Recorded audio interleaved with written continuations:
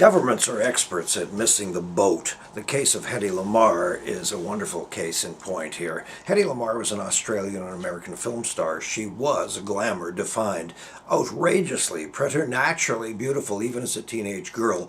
She became famous overnight in Europe, appearing naked in one scene and playing an orgasm in another in the same film. When Hitler came to power in 1933, Lamarr, an Austrian Jew, fled to London, England.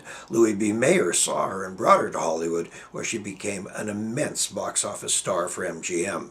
After the Japanese attack on Pearl Harbor on December 7th, 1941, America was thrust into the war, and a fortune was needed for munitions, materiel, clothing, oil, food for the war effort.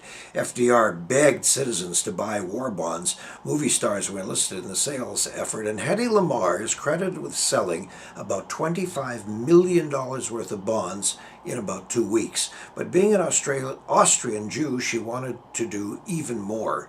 What few people knew is that this young woman was not even remotely close to the ditzy glamour puss she portrayed in film after film. She was, in fact, quite brilliant and became one of the most astonishing inventors of all time. The fact that she was a woman inventor is even more amazing. Here was the problem she addressed. German U-boats were sinking Allied ships in the Atlantic at a horrifying rate, killing thousands and causing millions of dollars worth of goods and boats to sink to the bottom of the ocean.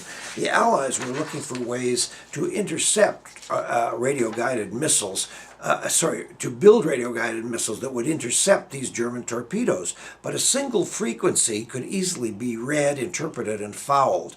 Hedy Lamarr had become friends with the avant-garde modernist pianist and composer Georges Antheil, whose works often used random mixes of sounds from many pianos at once. Working together, this rather peculiar pair invented a way to synchronize random radio frequencies that could not be intercepted. The system was called frequency hopping, and the technique is known as spread spectrum. Because of her fame, they were able to present this discovery, for which they had attained the suitable patents, to the American Navy, who, of course, promptly dismissed it, as it happened to be the work of a crazy piano player and a dopey movie star. Well, Hedy Lamarr in future years had a difficult personal life, including 6 marriages. She almost died penniless, but then along came Wi-Fi, Bluetooth, cell phones, and the internet, all of which demanded exactly this kind of random, scrambled signaling to prevent interception and piracy. Lamarr left a multi-million-dollar estate when she died in January 2000, and she was inducted into the National Inventors Hall of Fame in 2014. Pickle. First of all, you can't make up stories like that, but secondly, you can usually count on governments to pass on the obvious and the good.